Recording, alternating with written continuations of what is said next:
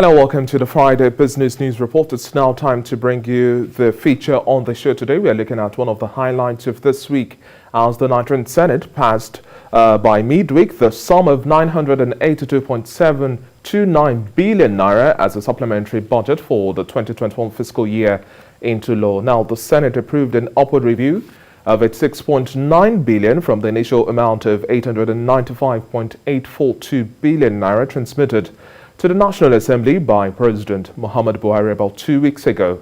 Now, the passage of the supplementary appropriation bill for this year followed the consideration of a report from the Committee on Appropriation during plenary. Accordingly, out of the sum of 982.7 billion naira passed, 123.3 billion naira is for recurrent expenditure, that's non-debt, and also 859.3 billion naira as contribution to the development fund. And for capital expenditure, 45.63 billion naira is also required for COVID-19 vaccine program, which would also be sourced through existing World Bank loans as well as other grants. The sum is 722.40 billion naira, which is also for capital expenditure on the procurement of additional equipment for the security and capital supplementation, would also be sourced from new borrowings. In line with the harmonized position with the House of Representatives counterpart, recommended an upward review of the funding of some security agencies that were grossly underfunded or not funded at all in the supplementary appropriation bill. Well, joining me now live via Skype to discuss this and much more, I have public finance and policy analyst Olusegun Elemo. Good to have you on the breakfast show this morning. Yeah, thank you for having me. Now, Segun, what do you make of the agenda set for the coverage of this supplementary budget, especially with dealing with the twin major challenges we have on ground, insecurity, and also the COVID-19 vaccine deployment programs? These are critical elements to economic recovery and looking at the forecast that was set so far for this year. Yeah, thank you for that question. I think that the government is taking proactive steps now towards vaccination, and I feel that this should have happened earlier. But you know, the budget for COVID-19 was not captured originally in the 2021 budget, so there was, of course, need to then provide some covering for vaccines that will be procured, and that, as you said, is very, very key to economic activities and how we interact with the global economy. So that's fantastic. The only issue I have while I agree that the military needs to improve or increase its hardware, procurement, so it can fight the insecurity that we have currently. I feel like there is more that needs to be done more than procuring hardware. Perhaps we need to elevate intelligence gathering, because when you look at the nature of insecurity that we're facing right now, you would agree with me that hardware alone cannot solve the problem that we're in.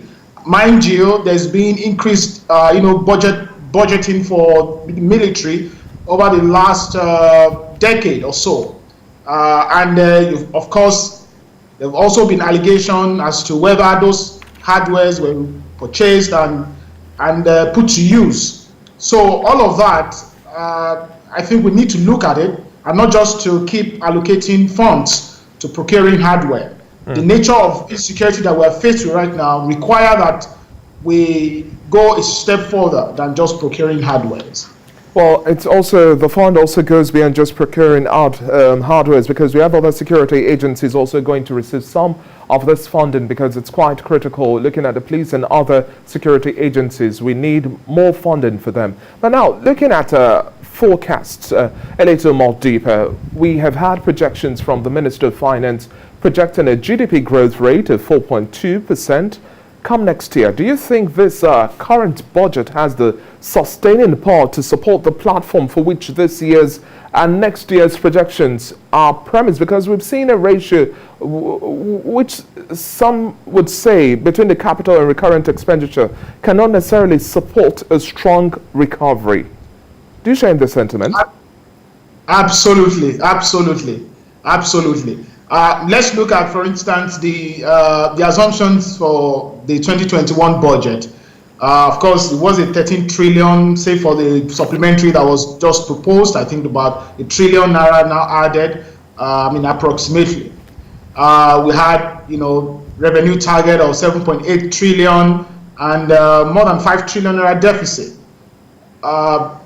Oil was supposed to sell, according to that budget, for $40 per barrel, but now, oil is around 74, 73, and, moving towards $75 per barrel. And the assumption in that budget as well is that it's naira to a dollar is 379, but today, even the CBN rate of 410 is not realistic. That's not the reality in the market. And a lot of, analysts have said that the CBN needs to review that rate to reflect the current nature of the market. But what is what's the performance of the 2021 budget according to what the minister presented when she did the MTF presentation recently? Revenue targets, just prorated targets, just about 67%, and it was around 1.8 trillion. And expenditure was, had hit 92.7 trillion, the prorated target now, and it was, 92.7%, and that was about 4.8 trillion. Deficit was around 3 trillion. Prorated target as at May 2021. But the issue we have right now is that, the minister mentioned that the non-oil sector performed better than the oil sector, and you'll be wondering, what's happening? Why should the non-oil sector perform better than the oil sector when oil is now selling for $74, $73 per barrel? Now, that's because NNPC is paying a huge sum every day on subsidy, and nobody's verifying that payment. And that's what we're saying, that we need to get a third-party verification. And for me, I don't agree that we should continue to pay subsidy. It is not sustainable in the short term as it is currently. It is not sustainable even in the long term, because there are a lot of things jostling for resources right now. You can see now that supplementary budget, now being scattered here and there just because MDAs are not properly funded. Now, how much is NNPC paying every day? If you check what FAC allocation had been, that NNPC had withheld payments to FAC over the last couple of months, and we're paying about 9.8 billion naira per day on petroleum subsidy. If NNPC says that at some point we're consuming 103 million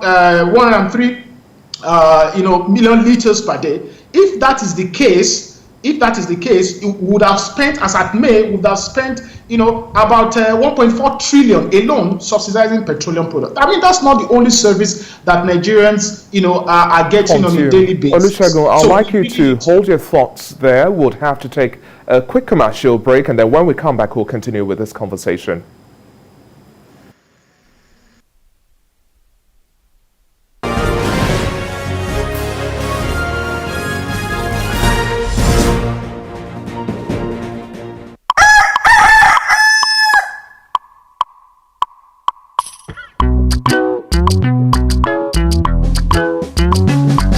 Sometime we never see the kind things Nigeria they make, e no reach wetin we dey shopulate o.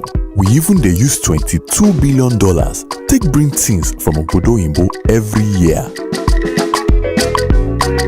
To bring better come inside we obodo Nigeria, na so our government arrange dem import policy come. Now, for us to survive, we must to learn how to feed we self. So far, that plan don nearly work finish, sake of CBN wey stand gidigba to support local farmers and small market people. Our plan to give 10 million people work with 12 products under 5 years don dey pure. We fit to do am. Make we buy Nigeria to grow Nigeria. Call your banker today for more information on how to get involved. Since the outbreak of the COVID-19 pandemic in our country and the world at large, we have channeled our manpower to increase capacity for the production of medical ambulances. Though it has not been easy, as our core values involve responding to emergency situations and managing to deliver fast against all odds.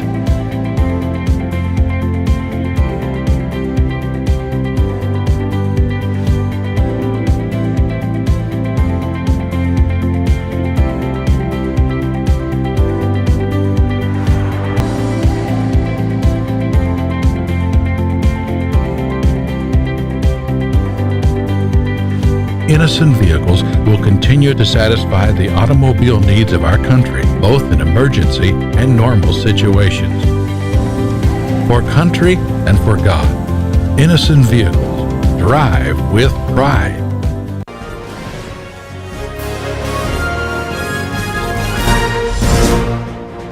And you're still watching TVC Breakfast, the Friday edition. I have with me, joining me via Skype, Olusegun Elemo, public finance and policy analyst, looking at a breakdown of the supplementary budget and the economic impact it will have on the state of Nigeria's economy as we speak today.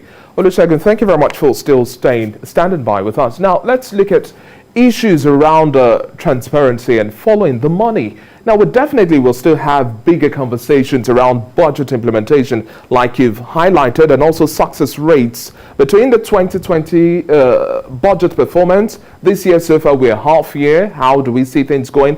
But right now, beyond the budget breakdowns as being clear, strategic, and also supported by rules and regulations and laws to nip in the bud and also silence the noise of corruption, do you think we can actually silence this noise? Because when we have supplementary budgets or budgets being proposed, it comes with this air of concern as to how does this translate to real economic change in real terms?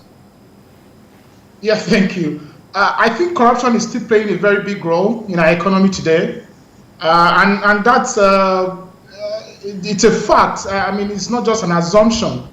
I was at the Senate Committee on Finance hearing a few days ago, and some of the issues that were thrown up is how ministries, departments, and agencies are mismanaging revenues that should accrue to the Federation account. So it appears that today, every department of government, every agency of government, they've seen, their allocation to that agency or ministry as their own private money, and they utilize it anyhow. And in fact, in some cases, you have scheduled corporations that should remit to the Consolidated Revenue Fund, 80% of their operating surplus, not doing that. And many of them are defaulting. And just a few days ago, many even came up to say that the Committee on Finance should remove them from the scheduled corporation. I mean, you can imagine when the Senate president recently visited the president and said that Nigeria is a poor country and that we need to borrow as much as possible to cover for development deficit. My point is that with the fiscal pressure that we're faced with, as well as the monetary pressure, and it's very evident and clear, I don't think that the projections of the minister is feasible, and I feel that the National Assembly need to place stronger oversight on the executive. Thank you very much for your time on the Breakfast Show this morning. I like the way you signed out. We need to have stronger oversight and also checkmating strategies to ensure that we nip corruption in the bud. It's been a pleasure speaking with you, Olusegun Elemo, this morning. Thank you for having me.